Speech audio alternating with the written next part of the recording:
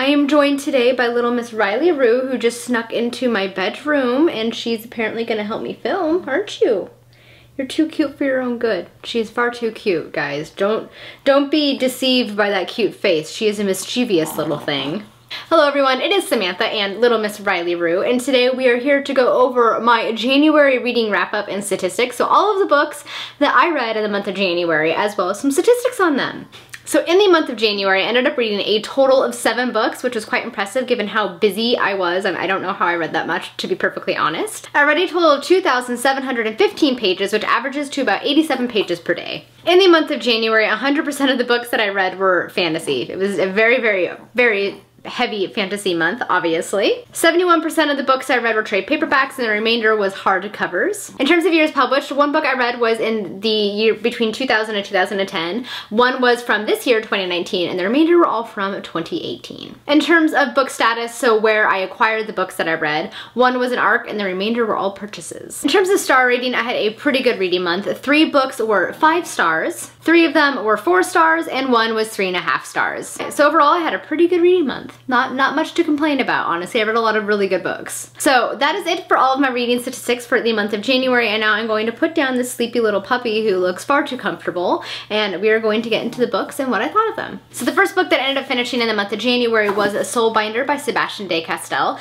This is the 4th book in the Spellslinger series. I read the first 3 books in December and I love it. It's one of my new favorite series. It is Sebastian de Castell's YA fantasy story, so it's his first foray into the YA fantasy genre. He previously authored the Greatcoat series, which is his adult fantasy series that I absolutely loved, so I don't know why it took me forever to pick up the Spellslinger series, but I waited way too long because it's so good. It follows the main character of Kellen, and he is from this tribe of people that have the ability to perform different feats of magic, and the ability to perform this magic is determined by whether or not they have sparked these tattoo bands on their arms. So there's a band that corresponds to a different type of magic, such as fire magic, blood magic, sand magic, that kind of a thing. So Kellen, even though he's about to come of age, still hasn't sparked any of his bands, and he soon discovers the reason for that, and that's kind of basically where things take off. So he's in the process of trying to complete his trials, even though he hasn't sparked any of his bands, so he can become a full member of the society, because if you don't become a full member of the society, you're basically relegated to becoming a servant for your family. So suddenly you find yourself becoming a servant for your parents and your sister, because you do not have the ability to perform any kind of magic. So he's attempting to pass his tests. Soon a stranger shows up, which is basically this world's kind of version of a wandering bard named Farius Perifax, and he soon learns there's a lot more going on in the world, and perhaps he doesn't really belong with his people, and there's a lot more evil going on than he first thought. So that's kind of how the story starts off. This is book 4, of course, so a lot has happened by the time you get to book 4, and Kellen's really starting to come into himself and his own character. I absolutely love this story. I don't want to get too much into this story in particular because it is the 4th book, but it is so good, and I love all of the characters, and I love Kellen, and I love the squirrel cat Rakus, and he's just hilarious, and everything about the series is a lot of fun. I like Sebastian de Castell's Greatcoat series. There's a lot of humor, and there's a lot of action-packed moments, and I highly recommend it. So overall, I ended up rating this book 5 stars. I gave the writing 4.5 out of 5 stars, the characters 5 stars, the world building I would give 5 stars, the plot development I would give 5 stars, and an overall rating of 5 stars. I really enjoyed it. Cannot wait to get to book 5 that comes out in May, I believe. It's gonna be fantastic.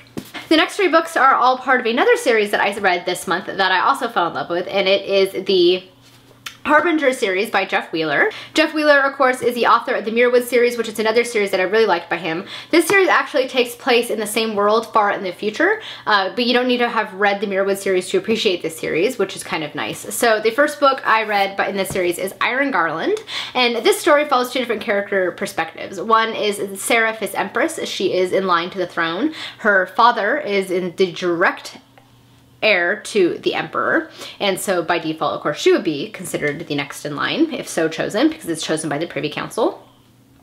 And then the other character this follows is Seti Pratt, and Seti comes from the lowlands, the fells. So in this world, the nobility, the upper class live on these floating basically pieces of rock in the sky, which is where their sky manors are. So it's a little bit steampunky, this book. So there's like sky ships that can kind of go into the sky and take you up to like the sky manors, and then all the poor people are forced to live in what is known as the fells, and basically they're just these cramped houses, streets, they're in shadow all day from these floating manors, and there's just a huge disparity between the people who live in the sky and people who live down in, you know, the regular earth.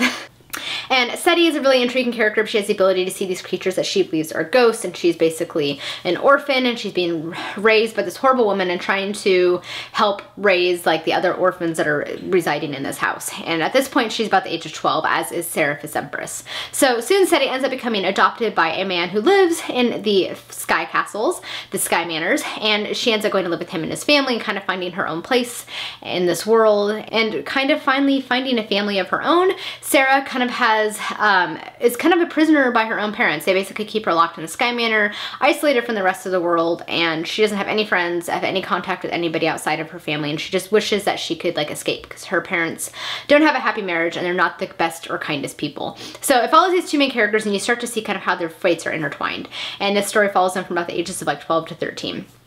I really, really like this story a lot. Jeff Wheeler's books are pretty fast-paced, and the storyline's fairly original and intriguing. I noticed when I was reading this, it reminded me a lot of kind of like a Dickensian setting. So like a lot of the like Dickensian themes you would find in Dickens books, you'll find in this one. Just kind of like the fate of the poor and the orphans and the disparity between the rich and the poor, and just a lot of different themes you would normally find in Dickens novels you find in this one. And I was noticing that, and then I noticed in his afterword he did that on purpose because he was always kind of fascinated by Dickens writing, and he wanted to create a fantasy world that was kind of based upon, you know, the Victorian era of history. So I think he did a fairly good job of it. I found myself really enjoying it. I gave this book 3.5 out of 5 stars. It's not my favorite in the series, but it's definitely a very solid, strong start to the book series. So I ended up giving the writing 3 out of 5 stars. It wasn't the best written book by him I've ever read, but it wasn't terrible. I gave the plot 4 out of 5 stars because it's a fairly original plot. I gave the characters 3.5 out of 5 stars because there could have been a little bit more character development. The characters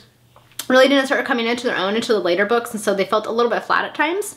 I would also give the world building 4 out of 5 stars. I think that I enjoyed the world building because I did have the context of the Mirrorwood series, so I knew a little bit about the history of this world, but he doesn't go fully into the history of this world. Even though you don't have to have read the Mirrorwood series, you do have more context if you do. So for an overall, so I ended up rating this book, as I said, 3.5 out of 5 stars. It was definitely a solid start to a pretty good series. Of course, then I had to pick up book 2, which is Mirrorgate by Jeff Wheeler. This takes place about 2 years after the end of the first book. And again, we see the characters of Seti and Sarah become more intertwined. Don't want to give too much away because it is the second book in the series, but I did enjoy this one even more than the first book. It was really enjoyable kind of seeing these characters start to come more into their own and kind of seeing, you know, just events kind of take off in this world. So I ended up rating this book 4 out of 5 stars. I gave the writing 4 out of 5 stars, the plot 4 out of 5 stars, the characters 4 out of 5 stars, and the world building 4 out of 5 stars. Which of course leads me to book 3, which is Iron Garland, and so far my favorite in the series. This book takes place another couple of years after the end of the book 2, so the characters are now about 18 or 19 years old. They've really come into their own, really trying to find their place in this world and just kind of what's going to happen to them and what role they have to play. I love this one even more than the other two because events kind of started to get more exciting. There was a little bit more intrigue, plot twists, things of that nature, and I particularly loved the character of Seti, and she was phenomenal in this book. So I enjoyed this one immensely. I rated it 4.5 out of 5 stars. I gave the writing 4.5 out of 5 stars, the plot 5 out of 5 stars. Characters 5 out of 5 stars, the world building 4 out of 5 stars, for an overall rating of 4.5 out of 5 stars. Really enjoyed it, highly recommend the series, cannot wait to get to book 4, which comes out in April. It's gonna be great. It's a lot of fun, guys. It's a really fast read. I really recommend these books if you're looking for like a quick, fun fantasy series. So the next book I picked up this month should come as no surprise if you know me, and it was Winter of the Witch by Catherine Arden, the third and final book in the Winter Night trilogy, and it was so good. I'm kind of sad that this series is over because, as you know, I loved The Bear and the Nightingale and Girl in the Tower last year. I was so excited to finally get this book. I went and bought it on release day, which I don't do very often because I needed it in my hands, and it did not disappoint. It was a solid ending to the series, seeing Vasilisa kind of grow into into her own character and become so strong and wonderful, and just seeing how she deals with the trauma that happened to her over the other books, and just everything about it was just so wonderfully well done. It was a perfect book for a January read because it's, of course, it takes place in Russia in the winter, and there's just a lot of wonderful beauty to this book that just made it enjoyable. I loved all the fae elements. I loved everything about it. So I rated this book 5 out of 5 stars. It did not disappoint. It was a solid ending to the series, and I cannot wait to read more by Catherine Arden.